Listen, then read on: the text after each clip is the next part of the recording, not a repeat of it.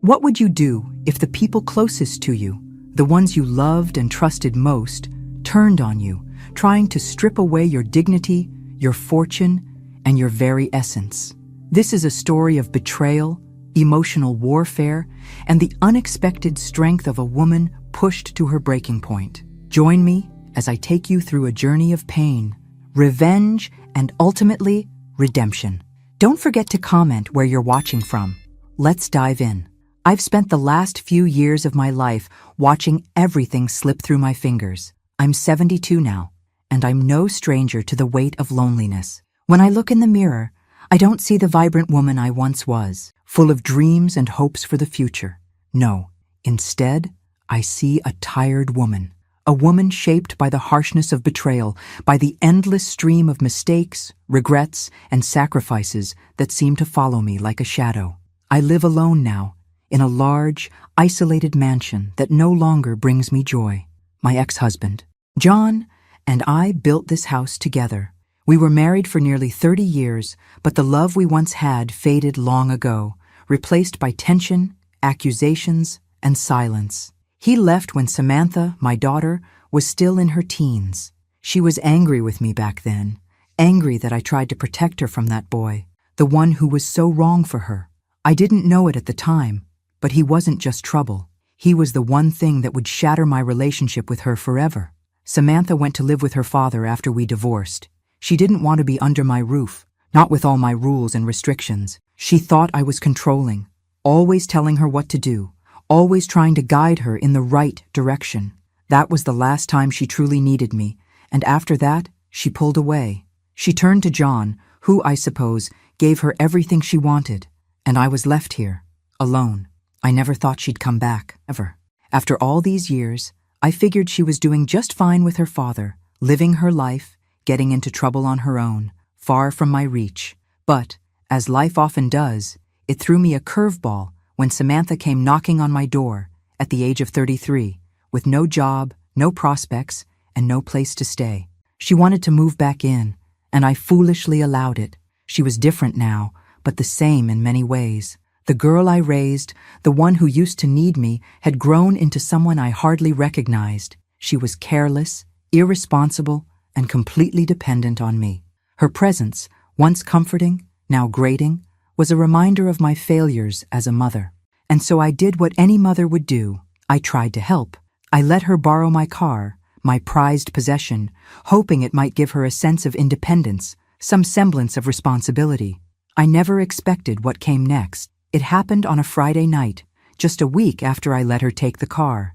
Samantha came home late, the car scraped up and dented. She was fine, but the vehicle was damaged. "I'm sorry, Mom," she said, but her tone was flat, not a hint of regret in her voice.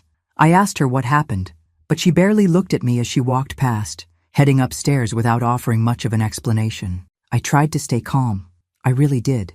But when I went outside to inspect the damage, I felt my blood boil. I had worked my whole life for that car. Everything I had, every penny I earned, went into ensuring that I had a life of comfort and luxury. And there she was, treating it like it was nothing. I called after her, my voice shaking with frustration. "What the hell happened to the car, Samantha?" She stopped, turned around, and for the first time in a long while, looked me dead in the eye. "It's just a car, Mom. It's not like I wrecked my life." My heart dropped. "A car? You can't even take care of the simplest things. And you still don't get it. You're not a kid anymore, Samantha. It's time to grow up." She rolled her eyes, crossing her arms. "You're too controlling, you know that? I'm not a little girl anymore. Maybe you're the one who needs to change. Maybe you're the one who's getting old, who's losing it. Maybe you're the one who needs help." And then she stormed off. It was in that moment, staring at the dented side of my car, that I realized just how much I had lost. Not just the car, but my daughter. She didn't respect me anymore. She didn't care about me. And for what? Because I tried to protect her? Because I loved her too much? It felt like all of my years of sacrifice, of trying to keep her from falling into the same traps I had been in vain. I don't know what came over me after that conversation. I had put up with too much. For years, I let her get away with everything. She had manipulated me, guilt-tripped me, made me feel like I was the problem. But that was it. I wasn't going to be her doormat anymore. Not for her, not for anyone. That night, as I lay in bed, staring at the ceiling, the weight of it all crushed me. I wasn't just angry. I was humiliated, heartbroken, and absolutely done. I had spent my whole life trying to make everyone around me happy, trying to fix everything that went wrong. But at what cost? Where was the respect for me? Where was the love? The next morning, I woke up with a new sense of clarity. A plan started to form in my mind, and I realized that the only way to regain control of my life, my happiness, was to make a bold move. A move that would not only shock Samantha, but also show her just how far I was willing to go to protect what was left of me. I knew what I had to do next. I didn't know how it would play out, but I was done playing the victim. It was time to take back control. The day after Samantha wrecked my car, I made a decision that changed everything. I had been trying to convince myself for years that maybe, just maybe, she would grow up, that things would get better. But I realized, in that quiet moment, as I stared out the window, that if I didn't take control of the situation now, I might lose myself entirely. I was tired of being treated like I was disposable, like I was the one who was always in the wrong. Samantha came downstairs later that morning, eyes still heavy from the night before, but she barely acknowledged me. Her usual nonchalance was in full effect. She was so used to getting away with everything. I couldn't stand it anymore. "Do you even care about this house?" I asked, my voice steely, my patience wearing thin. She turned to me, expression blank. "I care about getting a roof over my head," she muttered, grabbing a cup of coffee from the counter. "And what else? You come here, you wreck my car, and you don't even bat an eye. Do you understand how much that hurts, Samantha?" She paused, her eyes flickering with something between annoyance and guilt. But guilt didn't last long with Samantha. She scoffed, rolling her eyes. "Oh, please. You always do this. You act like everything's so important. It's just a car. It's just a little damage. Why are you so dramatic?" I felt a sharp pain in my chest. There it was again. She saw me as weak, as over-emotional, as someone she could push around. My anger rose, but I had to stay calm, had to stay focused. I couldn't let her turn the tables on me again. "Do you think that's all it is, Samantha?" I stood up, my voice steady but firm. "I work for everything I have. Everything in this house is here because I made it happen. And you come in here like you own the place, like I'm your personal ATM. I can't do this anymore. I'm done being your doormat." She looked at me, lips curling into a smirk. "So what? You're kicking me out? You're going to send me back to Dad? Do it then. I don't care." I shook my head, my heart aching at the coldness in her words. "No, Samantha. I'm giving you an ultimatum. You're staying here, and you're going to find a job. You're going to start taking responsibility for yourself. You're going to stop using me as your safety net." Her eyes widened slightly, and for a moment there was a flicker of surprise, maybe even fear. But then she crossed her arms, squaring her shoulders like she was ready for a fight. "And what if I don't? What will you do then, huh? You gonna put me out on the street?" I could feel the walls closing in around me, but I pushed through it. "If you don't get a job, Samantha, I'm selling this house. I'm moving to somewhere smaller, and I'll give you 1 month to figure it out, or you'll have to leave. I'm done supporting you like this. I've had enough." She stared at me, her lips pressed together in a thin line. I could see her mind working, processing my words. I wasn't sure if she believed me, or if she thought it was some empty threat, but I meant it. For the first time in a long time, I meant it. "You can't be serious," she said, shaking her head. "You're just saying that to control me, to make me feel small, but you're not going to do it. You love this house too much. You'll never sell it." "You're wrong," I said, my voice unwavering. "I'm not doing this for you. I'm doing it for me. I can't keep living like this, pretending that everything's fine when it's not." For the first time in years, I felt like I was standing my ground. I had no idea what would happen next, but I knew I couldn't keep letting her treat me like I was invisible, like I didn't matter. Samantha stood there silent for a moment. Then, without another word, she turned and walked away. I didn't know if she was angry, confused, or just indifferent, but I didn't care. I had said what needed to be said. Later that day, I made the call. I contacted a real estate agent and started the process of selling the house. The decision felt like a weight lifting off my shoulders, but also like a door slamming shut. I wasn't sure what I would do next. The house had been my home for so many years, but the more I thought about it, the more I realized how suffocating it had become. This house was full of memories, memories of a life that no longer fit the woman I was becoming. That night, I lay in bed, staring at the ceiling, thinking about everything that had happened. The years of marriage, the long hours I spent working, the endless attempts to fix things that were broken. But nothing ever felt right. My daughter had become someone I didn't recognize. She was selfish, entitled, and didn't seem to care about anything beyond her own comfort. I couldn't let her keep walking all over me. I couldn't keep letting her destroy everything I'd worked for. But what hurt the most was that she didn't even see it. She didn't see me, didn't care about what I had sacrificed. And yet, she still expected me to give everything to her. I felt a fire building inside me, a resolve I hadn't felt in years. It was time to take control of my life again. I didn't know what was coming next, but I was done being passive. I wasn't going to let her or anyone else walk all over me anymore. As I closed my eyes, I realized something. This wasn't just about the house. It was about me reclaiming my power. And whatever came next, I was ready for it. But I had no idea that the storm was only just beginning. The days following my ultimatum felt like an avalanche, everything rushing downhill and threatening to crush me. Samantha barely spoke to me, retreating into her room as if I had never said a word. I knew she was angry, but she was always angry. That was her thing. She never liked being told what to do, never liked being held accountable. And yet, here I was, trying to do the one thing that could help her, force her to stand on her own 2 feet. It wasn't easy for me either. I had spent my entire life catering to the needs of others. John, Samantha, even my friends, who would call on me for advice or help, and I'd drop everything to be there. I was the one people relied on. But who relied on me? It was a bitter pill to swallow, realizing that I had never truly asked for anything in return. And now I was facing the consequences of that. Samantha's silence was a weapon, one she used with precision. She didn't need to say anything to make me feel like the villain. The way she avoided me, the way she refused to lift a finger around the house, it was a clear message. You don't matter, it seemed to say. But then, a week later, she made her move. John called me that evening, his voice gruff and tired, the tone instantly triggering a wave of frustration in my chest. We hadn't spoken much in recent years, aside from the occasional terse exchange over Samantha's well-being. I had always hoped that the separation between us was final, that he'd move on and leave me to do the same. But now he was on the line, and I could already hear the edge of concern in his voice. Marlene, we need to talk about Samantha, he said, his words deliberate. What about her? I replied, my patience already running thin. I've made my position clear, John. She's staying here under my roof, and she's going to get a job. I'm not a babysitter anymore. I know, but she's in a bad place, he said, his tone dropping into something more insistent. You're being hard on her. She's not the same person she used to be. She's struggling, Marlene.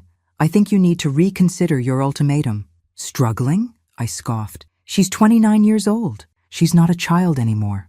I've done everything I could for her, John. And look where we are now. There was a long pause on the other end of the line.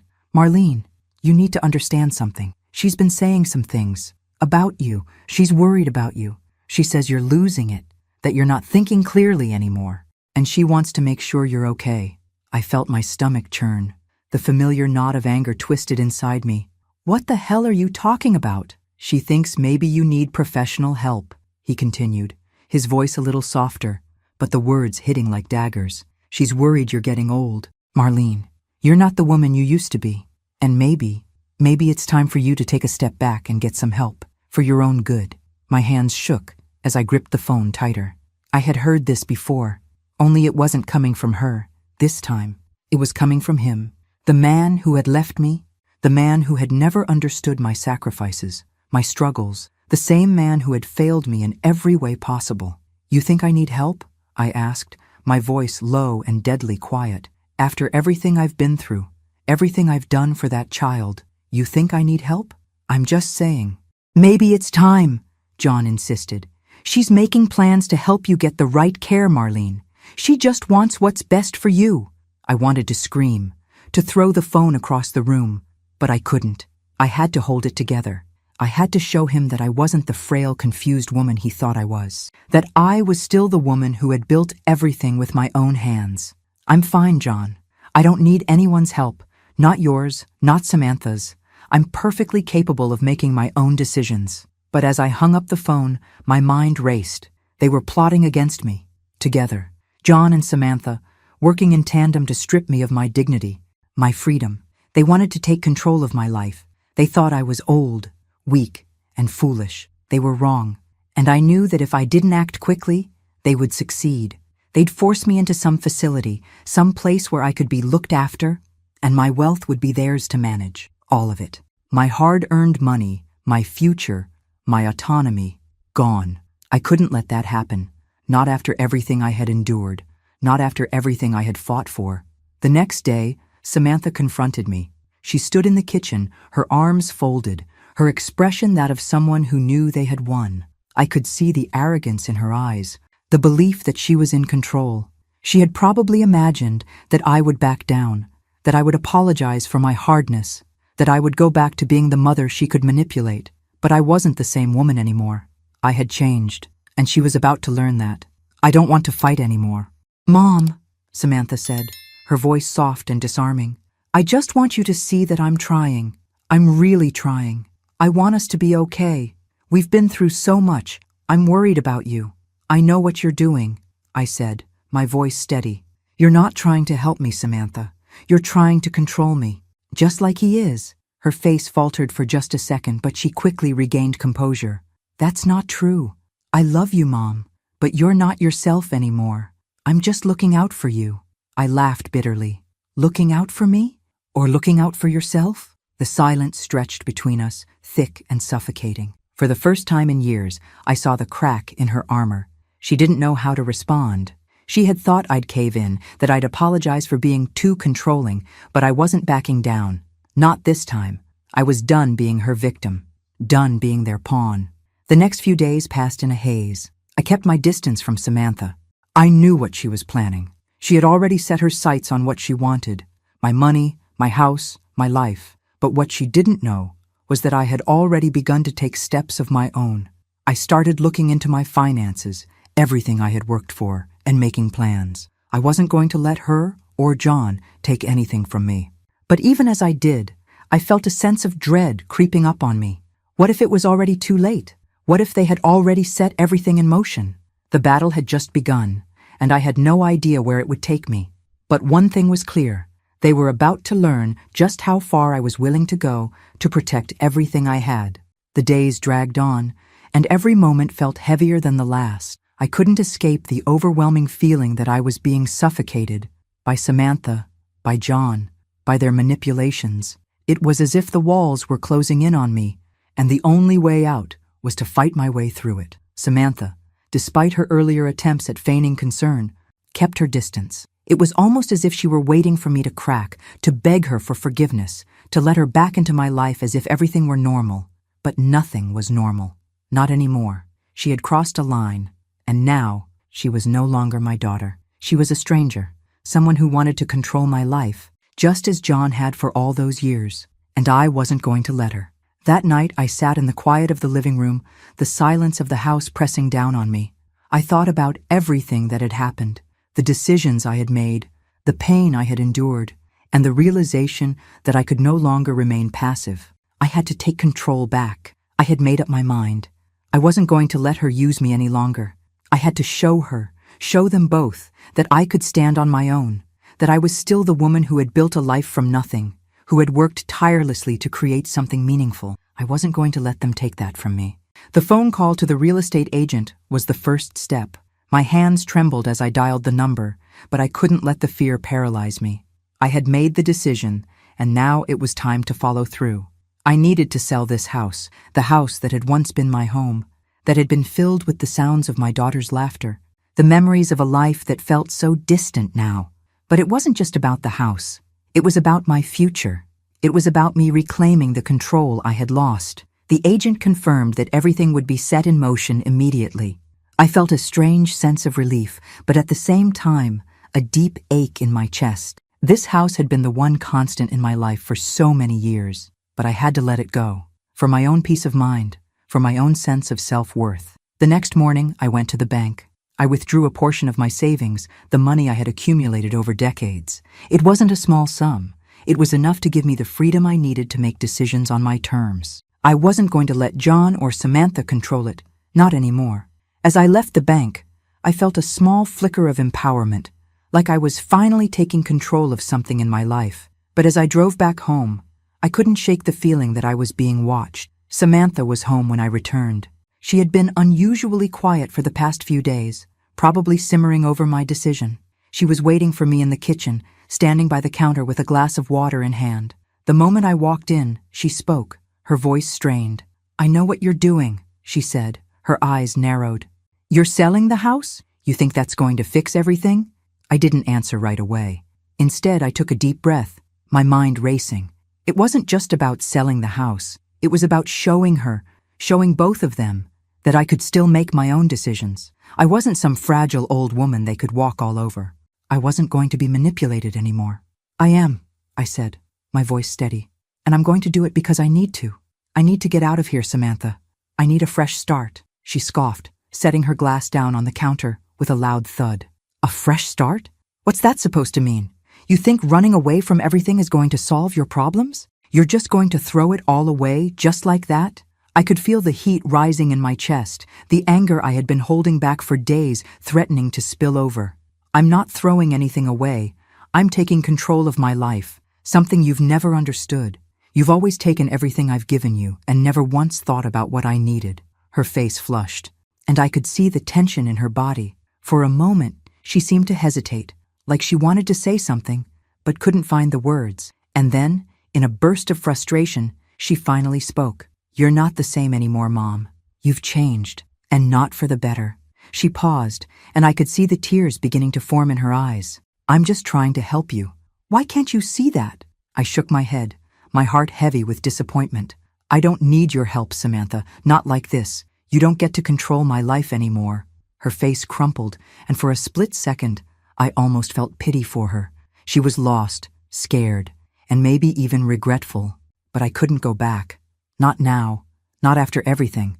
I had given her everything I had, and it was never enough. Now, it was time to think about myself for once. She stood there, silent, her eyes searching mine for something. Maybe an apology, maybe an excuse to make everything okay again.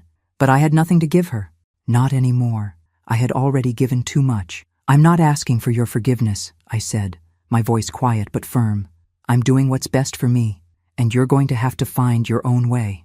With that, I turned and walked out of the kitchen, leaving her standing there. As I moved through the house, I felt a strange sense of finality. This was the moment I had been waiting for. The moment I stopped being her caretaker, her emotional punching bag, and started being the woman I was meant to be. But even as I felt a glimmer of victory, a knot twisted in my stomach. I knew what was coming next. Samantha wouldn't let me go that easily, and neither would John. They were going to fight me for control, and they would stop at nothing to get what they wanted. I wasn't ready for what would happen next, but I had made my choice, and I would stand by it, no matter the cost. The days that followed my confrontation with Samantha were a whirlwind. I thought she would be angry. I thought she might lash out, but what I wasn't prepared for was the quiet war that would follow. She didn't cry, didn't shout, didn't even try to manipulate me like she had done in the past. Instead, she went silent. The kind of silence that felt colder than any argument could. I had made my move, and now I could feel the tension in the air. She was no longer the girl I once knew, the one who sought my advice, my approval, or my love. She was distant, calculating even, and I knew she was plotting her next step. She had always been like that, never showing her hand until it was too late. That morning, as I sat in the kitchen sipping my coffee, my phone rang. I didn't recognize the number, but something about the timing made my heart skip a beat. I almost didn't answer, but then I did. It was John, my ex-husband. "Marlene, we need to talk," he said, his voice carrying a mix of authority and concern. "I know things have been difficult between us, but this situation with Samantha, you're pushing her too hard. She's not in a good place right now. She's fragile, and you need to understand that." I clenched my jaw, trying to steady my breathing. I wasn't about to let him manipulate me again, not after everything he had done. "John, I'm not going to let you use her as a pawn in your game. I'm doing what's best for me, and maybe, just maybe, that's what she needs too. She's an adult. She's not a child anymore." There was a long silence on the other end. "You're not thinking clearly. Maybe you're not as capable as you think." I think it's time you consider getting some help, Marlene. I'm serious. I felt the blood rush to my head. I could hear Samantha's influence in his voice. They had been talking behind my back, conspiring together. I had known it, but hearing it confirmed hit harder than I expected. Help? I asked, my voice barely above a whisper, seething with anger. You're really going to suggest that I need help, John? You're the one who walked out on me. You're the one who left me to pick up the pieces of our broken marriage and raise our daughter alone. And now, you think you can just swoop in and decide what's best for me? Marlene, please. I'm just trying to look out for you. You're getting older. I don't want to see you fall apart. I could feel the weight of his words pressing down on me. He wasn't concerned for me. He was concerned for himself, for the money, the power, the control. This wasn't about my well-being. This was about keeping me weak, keeping me in line so they could take what they wanted. I wasn't going to fall for it. No, John, I'm not falling for this, not again. You and Samantha have been plotting behind my back, trying to take my life away from me. You think I don't see it? There was another long pause. I could almost feel the distance growing between us, like something was breaking in that moment. I'm sorry you feel that way, Marlene, he said softly, but his words carried an edge. But I won't let you destroy yourself. Destroy myself? I echoed, my voice trembling with a mixture of anger and sorrow. You're the one who destroyed this family. You're the one who broke everything apart. I'm not the one who needs help. You are, and if you want to help me, you'll stay out of my way. I hung up the phone before he could say another word, my heart pounding in my chest. My hands were shaking. I had never been so angry, so hurt. But something else had shifted in me. I wasn't afraid anymore. I wasn't going to let them push me around. Not this time. Samantha didn't talk to me for the rest of the day. I could tell she was planning something. She had that look in her eyes, the same one she'd had when she was a teenager, the one she used when she thought she could manipulate me into doing what she wanted. But I wasn't going to be manipulated. Not anymore. By the time evening came, I received a letter from John's lawyer. I opened it with shaking hands, my heart sinking as I read the words. The letter was a formal request to have me evaluated by a psychiatrist. It wasn't just about Samantha's concern for me anymore. It was a legal move. They were trying to take control of my life, my finances, my future. It was the first real shot fired in this battle. I read the letter several times, each time growing more enraged. They were taking it a step further. They didn't care about me. They didn't care about my well-being. They cared about power. They cared about the money. My money. The idea of them being in control of my life, my decisions, made my blood run cold. I wasn't going to let this happen. I couldn't. But what could I do? How could I fight back? I paced the living room, my mind racing. They were trying to break me down, trying to make me believe I was losing my mind, trying to make me doubt myself. But I knew who I was. I knew what I was capable of, and I wasn't going to let them steal that from me. I had to fight back. But this time, I wouldn't do it with anger.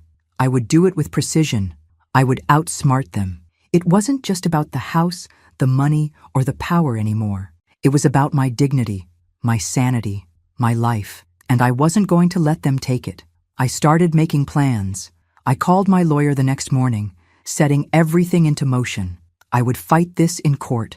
I would fight for my right to control my own life. I didn't care how long it took.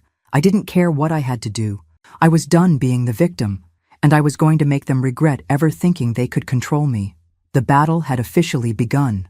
Samantha and John had made their move, and now I had to outmaneuver them. I wasn't going to lie down and let them strip me of everything I had built, my life, my dignity, my independence. They wanted to control me, manipulate me into submission, but I wasn't about to give them that satisfaction. It started with the letter, their legal request to have me evaluated, to make it official that I was unfit to make decisions for myself, felt like a punch to the gut. But as the days passed, I grew more focused, more determined. The fear they tried to instill in me began to burn away, replaced by a cold, calculating resolve. I wasn't just fighting for my house, my money. I was fighting for my life, for the years of hard work and sacrifices I had made to get to where I was. I hired a lawyer, someone I knew I could trust, a woman named Linda, who had come highly recommended by a friend of mine. The moment I walked into her office, I felt a sense of relief wash over me. Linda was sharp, confident, and understanding, qualities I hadn't realized I needed until that moment. We're going to fight this. Marlene, Linda said, after I explained the situation, I'll handle the legal side, but we need to prepare.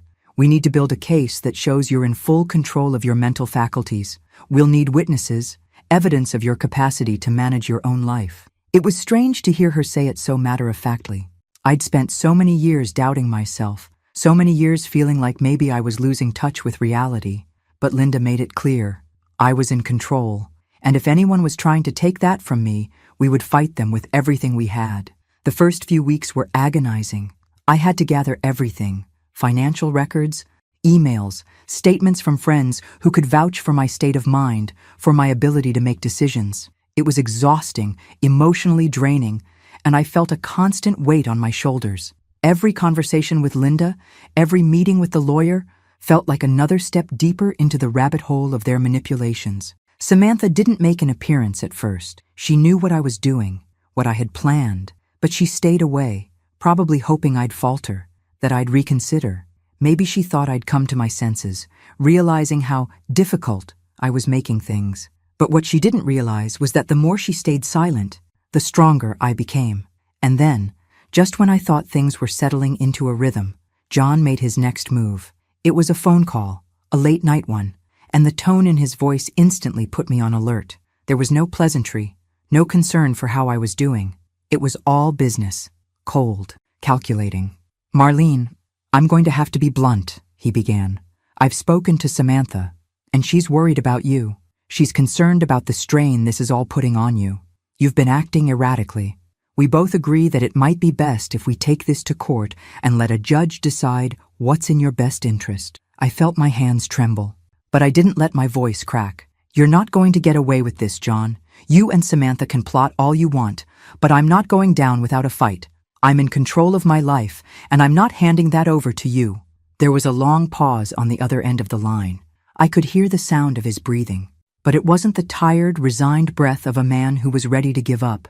It was the breath of someone who was already planning his next move, his next strike. You can keep fighting this, Marlene, he said, his voice cold. But in the end, you'll lose. Samantha will make sure of that. I slammed the phone down before he could say anything else. The nerve of him. How dare he think he could dictate the course of my life? I wasn't some old fool, some helpless woman who could be pushed around anymore. I had been silent for too long. I had let them make decisions for me, make me feel invisible. But that was over. I took a deep breath and looked at the papers scattered across the table in front of me. I had a plan, and it was all coming together. Every witness, every email, every shred of evidence pointed to one thing. I was in control of my faculties. I was more than capable of managing my own life. But I knew this wasn't going to be easy. It wasn't just about me anymore. It was about proving to everyone, especially myself, that I was still strong, that I could still stand up for myself, no matter how old I was. And I couldn't let Samantha and John win. The weeks passed in a blur of legal jargon, meetings with Linda, and sleepless nights where I thought about everything I had lost and everything I had left to fight for. But through it all, one thing kept me grounded. I wasn't alone. Linda was there, helping me piece everything together. I had friends who believed in me, who had been there when I needed them most. And as much as Samantha and John thought they could tear me apart, I was stronger than they realized. One evening, I received a call from Linda with an update on the case. The hearing was set for the following week. It was time for all of this to come to a head. The next few days were a whirlwind. I was nervous, of course. Who wouldn't be? But I had prepared for this. I knew my truth, and I was ready to stand up in that courtroom and tell it. When the day of the hearing finally arrived, I felt a strange sense of calm. As I sat in the waiting area, watching people come and go, I realized how much this moment meant to me. It wasn't just about proving them wrong. It wasn't even about winning. It was about taking back my life, about showing them and myself that I still had power. And as we were called into the courtroom, I knew that whatever happened next, I was going to walk out of there with my head held high, because I was no longer just the woman they thought they could control. I was a fighter, and I was ready to win. But I couldn't shake the nagging thought. If they were willing to go this far, how far would they go to make sure I lost? The courtroom was colder than I imagined. The walls felt like they were closing in on me as I sat there, waiting for the proceedings to begin.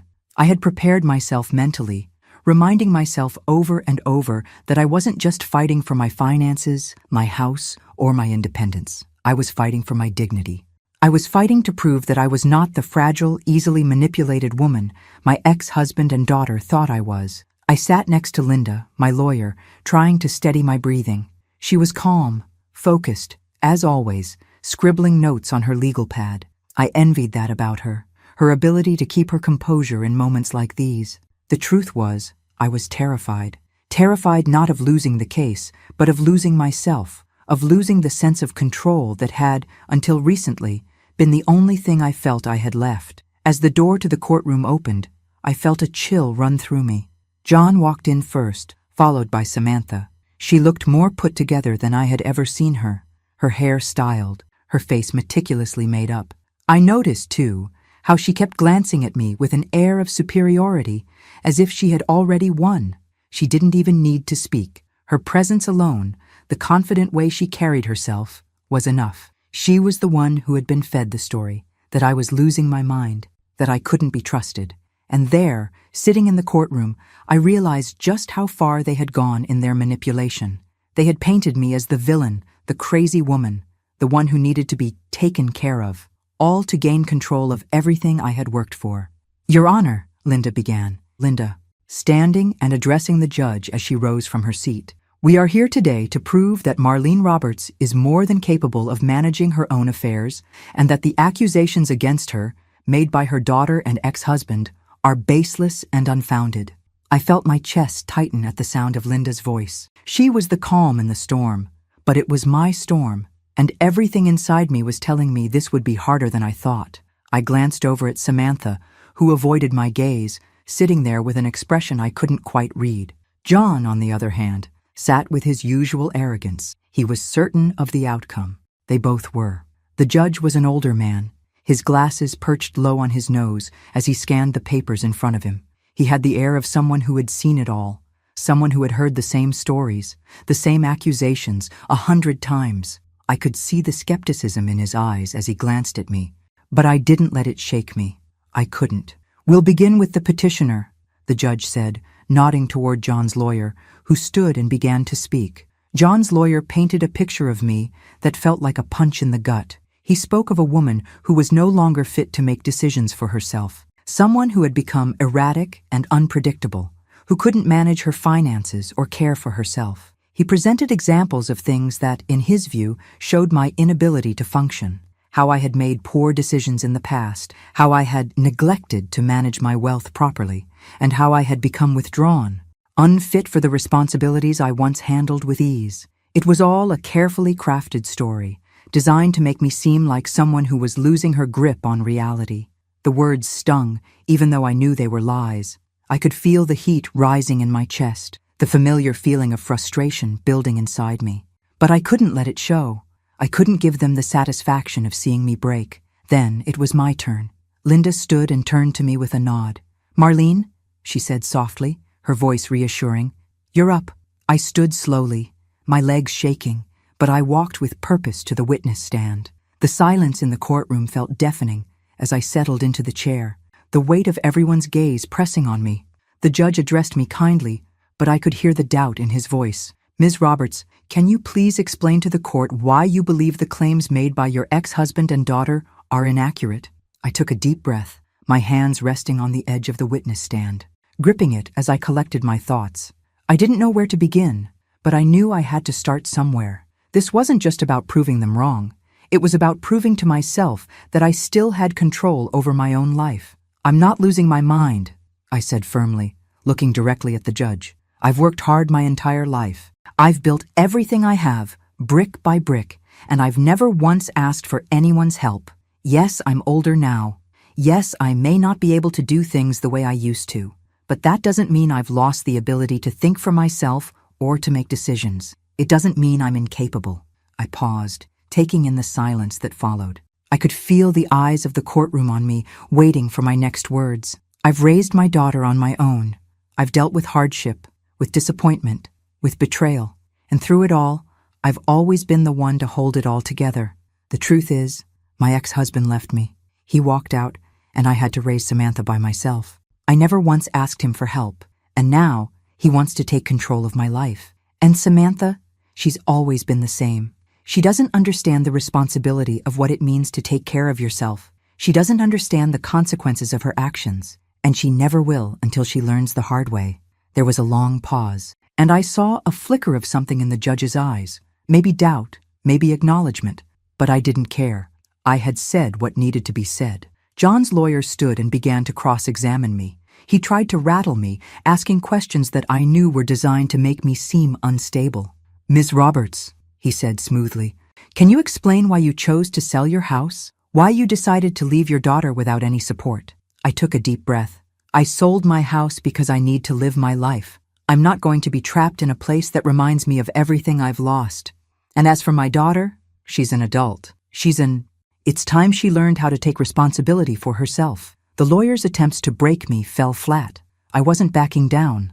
I wasn't the broken woman they thought I was. The rest of the hearing blurred by a mix of legal jargon, accusations, and attempts to twist my words. But I kept my focus. I kept my composure. By the end of the day, after all the back and forth, the judge finally announced that the court would recess until the next morning. As I sat in that cold, sterile courtroom, I knew the fight wasn't over. It was far from over. But something inside me had shifted. I wasn't afraid anymore. I had walked into that courtroom as a woman who felt invisible, weak, and broken. But as I stood to leave, I realized something. I was stronger than I had ever been. Whatever happened tomorrow, I had already won. The following day was a blur of anticipation. I could hardly sleep the night before the judge was to make his ruling. The courtroom was filled with the same tense silence I'd felt yesterday, only this time, I was steeling myself for what was to come. John, Samantha, and their lawyer sat on the other side of the room, their cold, calculating eyes watching me.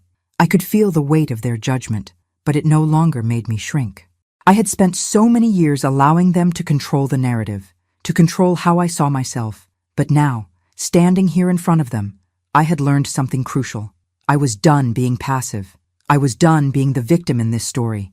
And as much as they wanted to tear me down, I was ready to face whatever came next. The judge entered, his heavy footsteps echoing in the silence. He didn't waste time. He sat down, adjusted his glasses, and looked at the lawyers before turning his gaze toward me. "Marlene Roberts," he said, his voice steady but soft. "After hearing the evidence presented by both sides, I'm going to make my ruling. You've had a long, difficult path, but the court must decide whether you're capable of managing your own affairs or if someone needs to take over that responsibility."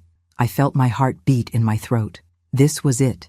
This was the moment that would decide everything. John's lawyer was the first to speak, standing up with his usual air of authority. "Your Honor, the evidence is clear. Ms. Roberts has shown erratic behavior, has made decisions that are clearly beyond her capacity, and continues to put her own well-being at risk. The situation with her daughter is one example, and the sudden decision to sell her home, without any rational explanation, speaks volumes about her instability." I wanted to scream, to argue that they were twisting the truth, but I stayed quiet, my hands gripping the edge of the table as I watched the proceedings unfold. Samantha didn't say a word. She sat there, watching the lawyer speak with a smug look on her face, like she knew the outcome already. I could feel her eyes boring into me. She hadn't said much during the entire case. I was sure she thought she was above it all, that I was already defeated. But I wasn't. The judge listened patiently, then nodded. "I understand the arguments made by both parties, but, Ms. Roberts, I've also heard your side, your testimony about your ability to live independently, to manage your own affairs. The court has a responsibility to protect those who cannot care for themselves, but it also has a duty to respect personal autonomy." My mind raced, my hands sweaty, but I didn't let my nerves show. I had worked so hard to prove to everyone, especially myself, that I could still make decisions for my life. I was in control. I wasn't the woman they thought I was. The judge paused before continuing, his voice growing more measured. "After considering all the evidence, and given your age and your history of managing your financial and personal affairs, I find that there is insufficient proof to declare you unfit to make your own decisions. You will maintain control over your finances, your health, and your life." I felt a rush of relief flood through me, like a dam breaking open. My hands trembled, but I stood up straighter. I had won. The ruling wasn't just a victory in court, it was a victory over everything I had ever been made to believe about myself. It was a triumph over John, over Samantha, over every voice that told me I wasn't good enough, strong enough, or capable enough. John's face fell, and I couldn't help but feel a pang of satisfaction at seeing the arrogance drain from his expression. For once, it wasn't him who held the power, it was me. Samantha, too, looked stunned, but it was the briefest flicker of surprise. She quickly masked it with her usual indifference. I could see the wheels turning in her head. She had probably expected me to cave, to be the passive, weak woman she had always assumed I was. But she was wrong. "We are done here," the judge declared, standing up and signaling the end of the hearing. "Ms. Roberts, the court finds in your favor. Your case is closed." As I gathered my things and left the courtroom, I felt a sense of finality, like a chapter was closing, and for the first time in years, I was in control of the narrative. I wasn't defeated. I had fought back, and I had won. But as I walked out of the courthouse, I knew this victory wouldn't come without consequences. I had made it clear to John and Samantha that I wasn't someone to be controlled. That alone would be enough to stir resentment, and I couldn't be sure what lengths they would go to next. As I got into my car and drove home, I felt a strange calm wash over me. The weight of their expectations, the suffocating grip they had on my life, had finally been broken. But it wasn't just about the court ruling. It was about me, finally taking back control, finally refusing to be manipulated by the people I had once trusted the most. I knew the next few months would be difficult. There would be anger, frustration, and attempts to regain control. But I wasn't afraid. I had already won the most important battle, the one where I reclaimed my own strength. And as the sun began to set, casting a warm glow across the horizon, I couldn't help but feel a sense of freedom that I hadn't felt in years. I was no longer a woman trapped by her past, by her mistakes, by the demands of others. I was free to live my life on my terms, and nothing would take that away from me again. The days following the court ruling were a strange mix of relief and unease. I had won. I had stood my ground, fought for my autonomy, and proven to the court and to myself that I was still capable, still strong, still in control. But with that victory came an undeniable tension, a new layer of uncertainty. Samantha and John weren't the types to just walk away. They didn't give up easily. They had always expected me to be the one who bent, the one who compromised, but that wasn't happening anymore. Samantha barely spoke to me after the hearing. She seemed distant, withdrawn, as though she was biding her time, plotting her next move. I could feel the storm brewing, but I wasn't sure when it would hit. It was a strange thing, living in the same house as someone who was, at one point, your child, yet now felt more like a stranger who had grown cold and distant. Her silence was as loud as any argument, and it gnawed at me in ways I couldn't explain. One evening, as I sat on the back porch with a cup of tea, trying to clear my mind, Samantha came outside. Her footsteps were heavy, deliberate, but she didn't sit down beside me. Instead, she stood by the railing, staring out into the darkening sky. The tension between us was thick, palpable. It felt like there was something unsaid hanging in the air, something I wasn't sure I was ready to hear.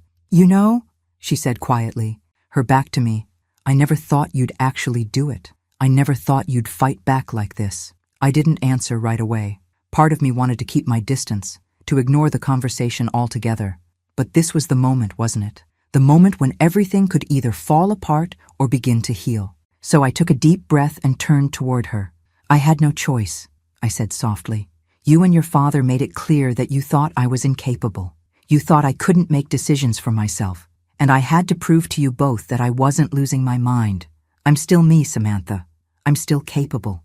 She didn't respond for a long moment, and for a brief second, I thought she might walk away again, retreat into the silence she had perfected. But instead, she turned toward me. There was something different in her eyes, something that looked almost vulnerable. "I didn't mean for it to get this far," she said, her voice barely above a whisper. I was scared. I was scared that you were slipping away from me, that I was losing you too. I didn't know what else to do." Her words hit me harder than I expected. They weren't an apology. They weren't even an explanation. But they were raw, honest in a way I hadn't heard from her in years. And for the first time in a long while, I realized just how much she had been hurting, how much she had been struggling with the idea that I was aging, that I wasn't the same mother she remembered. I was scared, too, I said, my voice thick with emotion. I was scared that you'd never learn how to take responsibility for your own life, that you'd keep using me, keep thinking you could manipulate me into doing whatever you wanted. But now, I see you. I see your fear, and I see that you're lost. But you have to find your own way. I can't do it for you anymore. For a moment, there was nothing but silence between us, the weight of unspoken truths hanging in the air. And then, to my surprise, she stepped closer to me. Her posture softened, her shoulders no longer tense. She stood there for a long time, just looking at me. "I don't know if I'm ready for all of this, Mom," she said, her voice shaky. "But maybe I need to start trying." I didn't know what to say. Part of me wanted to reach out, to hold her, to tell her that everything would be okay. But another part of me knew better. I couldn't protect her anymore. She had to learn to navigate life on her own, just as I had done. "I know," I said simply, my voice steady, yet heavy with the realization that everything had changed between us. "But you're going to have to figure it out, on your own." She nodded slowly, a quiet tear slipping down her cheek, though she quickly wiped it away. For the first time in years, I saw my daughter as someone who might one day understand me again. I didn't know when that would happen, or if it ever would. But in that moment, I felt a flicker of hope. Hope that maybe, just maybe, we could rebuild what had been broken. The next few weeks were quiet. Samantha stayed in her room more, only coming out when necessary. She wasn't the same person she had been before the court hearing. There was a new wariness in her, a distance that wasn't there before. But it wasn't hostility. It was something else, a kind of quiet acceptance that things had changed, that she couldn't just expect me to be the same woman she had manipulated in the past. She had to find her way forward, just like I had done all these years. But it wasn't just Samantha I had to worry about. John, of course, wasn't going to let this go quietly. The lawyer he had hired had sent a few more letters, each one more threatening than the last. He wanted to try to reopen the case, to challenge the ruling. But I wasn't worried anymore. Linda had made it clear that there was no basis for an appeal. The case was closed. I had won. Still, the anxiety lingered in the back of my mind. I couldn't shake the feeling that this wasn't over, not by a long shot. They would keep coming after me, trying to break me, trying to tear me down. But I was ready for it. I had faced their lies, their manipulations, and I had fought back. I had proven to them and to myself that I was stronger than they had ever given me credit for. I wasn't going to let them take away my life, and I wasn't going to let them take away my peace. For the first time in years, I could see a future ahead of me, a future where I was in control, and no one, not John, not Samantha, was going to take that from me again. As I sat on the porch, watching the sunset with a quiet sense of resolve, I realized something. The victory wasn't just in the court ruling.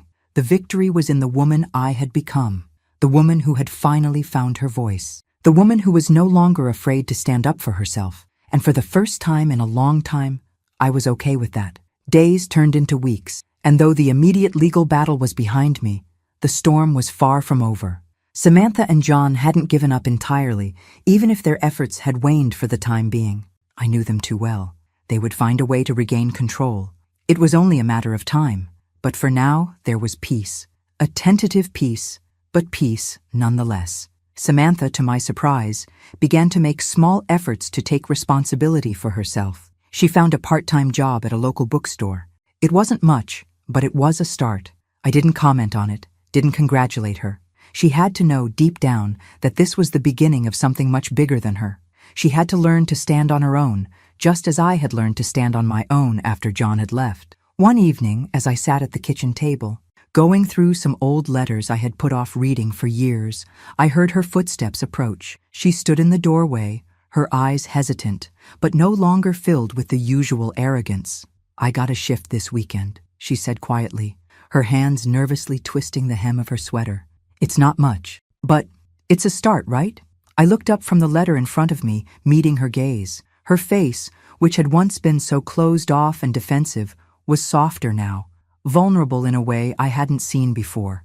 "It's a start," I said simply, not wanting to overstep or push her too hard. This wasn't something I could fix for her, no matter how much I wanted to. She nodded, then hesitated before taking a step closer. "Mom, I just want you to know that I didn't mean for things to get this bad. I didn't know how to handle it, and I thought I was helping, but I wasn't." Her words hit me like a wave, surprising me in their honesty. For so long, I had been the one apologizing, the one bending over backwards to make things right, to smooth over the cracks in our relationship. But hearing her admit she had been wrong, that she was willing to acknowledge the harm she had caused, was a moment I hadn't expected. "I know, Samantha," I said, my voice low but steady. "I know, and it's okay.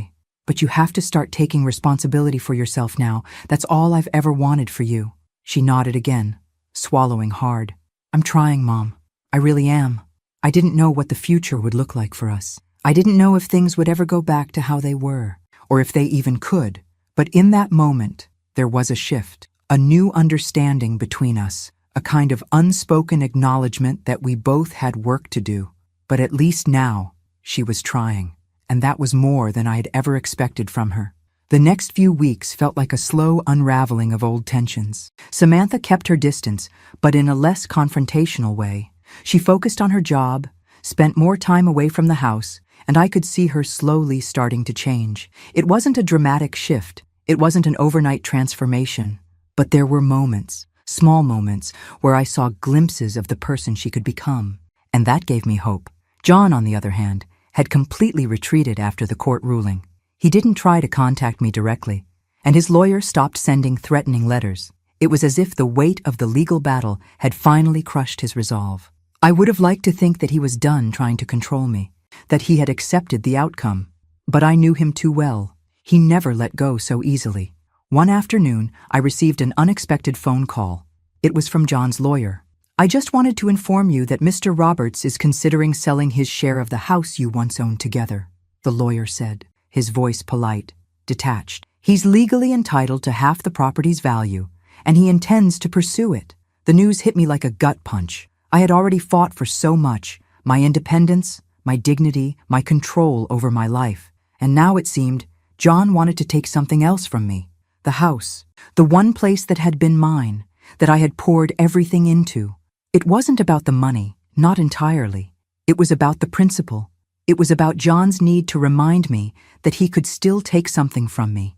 I paused for a long moment, taking in the news. It would be a legal battle, no doubt. A lengthy one. He knew I couldn't afford to drag this through court again. I could feel the old familiar anxiety creeping in, but I quickly pushed it aside. I had fought this fight before, and I could do it again. "No," I said firmly. "Tell Mr. Roberts that I have no intention of selling the house. If he wants his share, he can take it to court, but I won't be bullied into giving it up." The lawyer sighed, clearly disappointed. "Very well. I'll inform him of your decision." I hung up the phone and sat in silence for a moment, my fingers clenched tightly around the receiver. I wasn't surprised by John's latest move. It was exactly what I had expected. He wasn't done yet. He wasn't going to let me have the final say. But the truth was, I wasn't backing down. I had fought for my freedom, my life, and now I would fight for the home I had built for myself.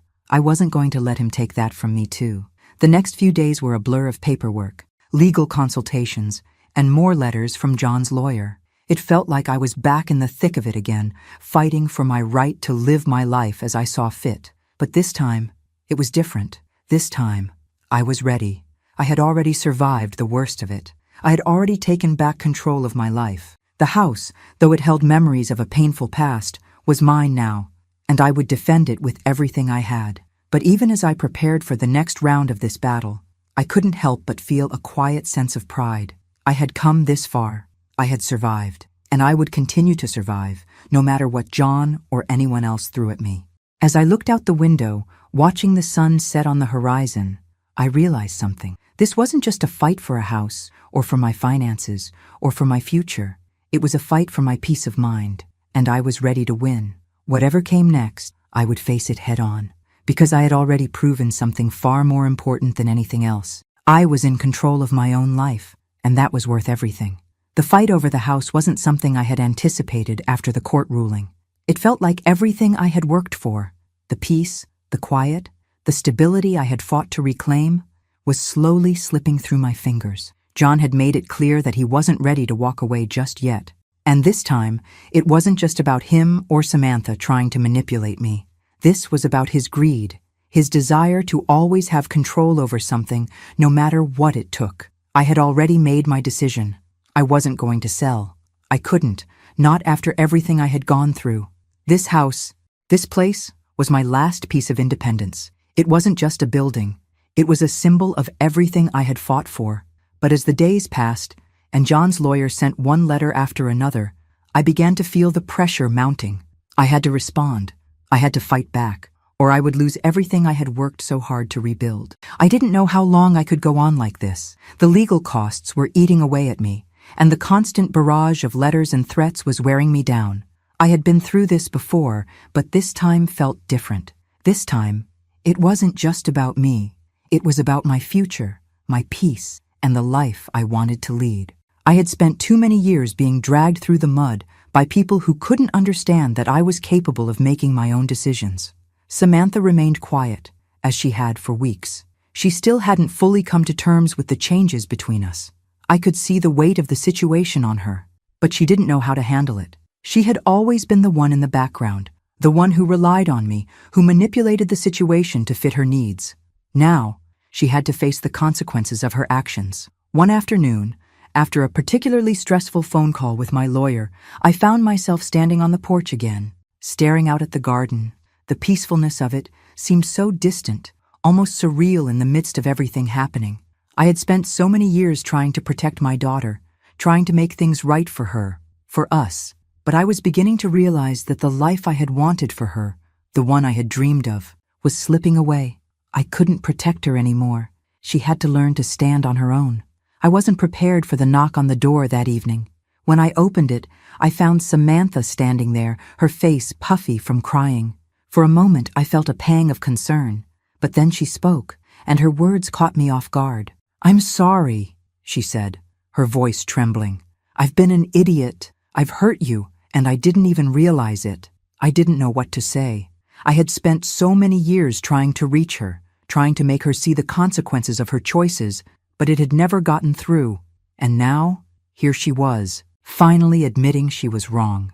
"I've been selfish," she continued, her eyes wet with unshed tears. "I've been so caught up in my own issues, in my own fear of losing you, that I didn't even stop to think about what you've been through. I didn't see that you were just trying to protect me, trying to do what was best for me. And I'm sorry for all the times I made you feel like you didn't matter.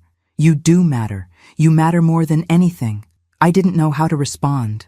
I had been waiting for this moment, but now that it was here, I wasn't sure if I could let go of the anger, the hurt, the years of frustration. But there was something in her eyes, something in the way she spoke, that made me believe she was finally starting to understand. "I don't expect you to forgive me," she added, wiping her eyes, "but I want to try. I want to fix things. I want to be the daughter you deserve." There was a silence between us, the weight of everything we had been through hanging in the air. But for the first time in years, I felt like there was a possibility of healing. Maybe it wouldn't be easy, maybe it wouldn't happen overnight, but this was the start of something new. "I don't know if I can just forget everything, Samantha," I said softly, my voice thick with emotion. "But I'm willing to try. We'll take it one step at a time." She nodded, and for the first time in a long time, I saw a glimmer of the person I had always hoped she would be. Not perfect, not without faults, but someone who could learn, who could grow. The next few weeks were quieter. Samantha began working harder at her job, showing up on time, taking more responsibility. It wasn't easy for her. She stumbled, she made mistakes, but each time she got up, tried again, and took another step forward. I saw the change, even if it was slow. It wasn't perfect, but it was progress. Meanwhile, John continued his attempts to force me into selling the house. Each letter from his lawyer felt like another blow, another attempt to break my resolve, but I didn't let it shake me. I wasn't going to give up. Not this time. I knew that I couldn't change the past. I couldn't undo the years of mistakes and regrets that had led us here. But I also knew that I had control over my future. And if that meant standing firm against John, against Samantha, against anyone who tried to take my peace away, then I would do it. One day, as I sat at the kitchen table with a cup of tea, I picked up the latest letter from John's lawyer. I had already prepared myself for this moment. I wasn't going to back down.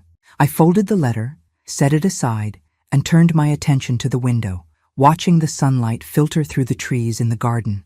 For the first time in a long time, I felt a sense of calm settle over me. I had fought for everything I had. I had fought for my life, my dignity, and my freedom. And I wasn't about to let anyone take that from me. Not now, not ever. As the days went by, I felt the weight of the past slowly lifting. I had my daughter back, in a way. I had my life back, and I was no longer afraid of the future. Whatever came next, I was ready for it. Because this time, I wasn't just surviving. I was living, and nothing, no one, could take that away from me. The sun was beginning to set as I sat in the living room, my gaze lingering on the familiar walls of the house. It had been months since the court battle, months since everything had changed, and yet it felt like time had stopped. The house was quiet, more peaceful than it had ever been. The constant tension that once hung in the air had dissipated, replaced by an almost gentle silence, a silence that I had fought so hard to create, a silence that was mine to hold. Samantha had come a long way in such a short time. Her transformation wasn't drastic.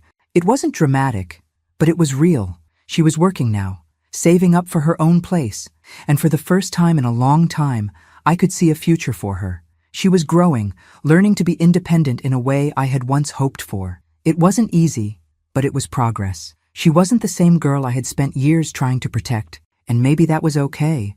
She had to find her own way, just as I had done. I couldn't carry her anymore. The peace we had now wasn't perfect. There were still awkward silences, lingering resentment in the air every now and then. But there was a mutual understanding, an acceptance that things had changed. Samantha no longer viewed me as an obstacle or someone to be manipulated. We didn't have the perfect relationship, but we were working toward it. John, however, was a different story. Though he had stepped back from his legal pursuits for the time being, I knew better than to believe he was truly done. He hadn't given up on trying to get me to sell the house, to sell my life, but I had already proven to him, and to myself, that I was no longer the same woman I had been when he left. He had no control over me anymore. I had fought for my right to live independently, and I wasn't going to let him take that from me. Not now, not ever. I stood from the couch and walked over to the window, staring out at the garden. It was a small, quiet place, but it was mine. And for the first time in a long time, I felt a sense of gratitude for it. The flowers I had planted with my own hands, the trees that had grown taller with each passing year, it was all mine, a testament to the life I had built, a life that I had fought for, against all odds. A knock at the door pulled me from my thoughts. I turned, hesitant at first, but then I recognized the familiar face standing in the doorway. It was Samantha. She was holding a small box in her hands, looking a little nervous. "Mom, can I come in?" she asked, her voice softer than usual. I nodded, stepping aside to let her in. She hesitated for a moment before entering, her eyes glancing around the room. There was a brief silence before she spoke again, the box still clutched in her hands. I found something," she said, her voice tinged with uncertainty. "It's from when I was little. I thought you might want to see it." I looked at her curiously, as she placed the box gently on the coffee table. The moment she opened it, a wave of memories flooded my mind. Inside, there were old photographs, pictures of Samantha and me from when she was a child, from a time before the pain, before the distance between us grew. There was one of us at the beach, her smile wide as she held up a seashell she had found. Another of her sitting on my lap, both of us laughing. They were moments I had long forgotten, moments before everything became so complicated. I swallowed hard, feeling a lump in my throat. For a second, I couldn't find the words. Seeing these pictures, these glimpses of the mother and daughter we once were, stirred something deep within me. I had been so focused on the hurt, the betrayal, that I had forgotten the good, the love we had shared. "I remember this," I said quietly, picking up the photo of us at the beach. "You were so happy. We were so happy." Samantha nodded, her eyes softening. "I know. I remember it too, Mom. I miss that. I miss us." The words hung in the air between us, heavy with the weight of everything we had been through, but also filled with the potential of what we could still become. I could see the sincerity in her eyes. She was trying, really trying. And for the first time in so long, I felt a sense of hope that we could rebuild, even if it meant starting from scratch. I miss that too, I replied, my voice barely above a whisper. But we can still have something. We can still find a way back. She sat down beside me on the couch, and for the first time in a long time, we were just mother and daughter again. We didn't have all the answers. We didn't have the perfect relationship, but we had each other, and that was enough for me. The silence between us wasn't uncomfortable this time. It was peaceful. As we sat together, looking at the old photographs, I realized that I had something I hadn't had in years: peace. I had fought for it, and I had won. The future was still uncertain. There would be challenges ahead, and the road wouldn't always be easy. But I had proven to myself, to John, and to Samantha, that I was strong, that I was capable, that I was the one in control of my life, and whatever came next, I would face it on my own terms. With my daughter by my side, we were no longer just mother and daughter. We were two women who had learned to stand on our own, who had been through hell and come out stronger. Together, we would build a new future, one step at a time. And as the sun set on another day, I knew that the worst was behind me. The battle was over, and now, finally, I could rest, because I had won. Thanks for listening. Don't forget to subscribe and feel free to share your story in the comments. Your voice matters.